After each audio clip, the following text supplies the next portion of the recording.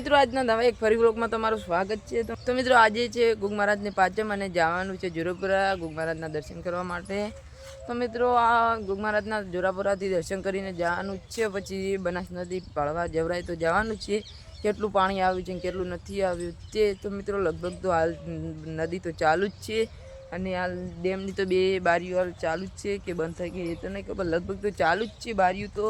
ને પાણી પણ આવ્યું હતું, જો વરસાદ આ છેલ્લો પડ્યો તો પાણી આવી ગયું આપણા નદી બનાસકાંઠાની નદી। જો વરસાદ વધારે ના પડ્યો તો પાણી ના આવત ને પહેલાં તો જવાનું છે ગુગ મહારાજના દર્શન કરવા માટે જોરાપુરા। તો મિત્રો હું તમને દર્શન કરાવું તો તમે પણ દર્શન કરી લેજો। તો ચાલો હવે જોરાપુરા જઈને મળીએ। તો મિત્રો અમારે ફીને બાઇકમાં જવાનું હતું એટલા માટે 3-4 સવારી થઈ ગઈ ને 4 સવારી મંદિરે જવાનું મજા ના આવે એટલે માટે ઉતરી ગયો અને હવે ફુવાનો છોકરો અને હું જઈશું, બીજું કંઈ નહીં હવે। તો મિત્રો હું તમને દર્શન કરાવશું અને નદી તો હવે લગભગ પાળા જવાય છે કે નહીં જવાતી એ તો જોઈએ, અને હું તમને ગુગ મહારાજના દર્શન કરાવું તો તમે પણ કરી લેજો અને વ્લોગમાં બન્યા રહેજો।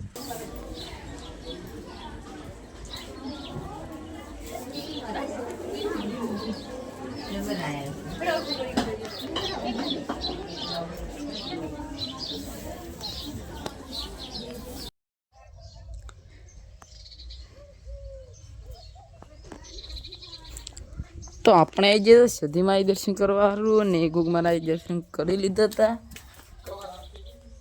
હો। તમે પણ સધીમાના દર્શન કરી લો અને અમે ગુગ મહારાજના દર્શન કરીને સધીમાના દર્શન કરવા આવી ગયા। હેલો ગાઈસ, તો મિત્રો તમે જોઈ લો આ છે અમારો ફુવાનો છોકરો ઓજી રેડી। હા, અમે બે હારે જ આવ્યા હતા અને મિત્રો તમે જોઈ લો નવરાત્રી ચાલે છે એટલા માટે બધું એકદમ કમ્પ્લીટ મંડપ બાંધી નાખ્યું છે, એકદમ કમ્પ્લીટ મસ્ત નજારો લાગે। હા, માતાજીનો તોરણ બધે બાંધી નાખ્યા, નવરાત્રી આવી એકદમ મસ્ત કરી નાખ્યું છે અને મિત્રો તમે પણ આવજો સધીમાએ દર્શન કરવા સારું।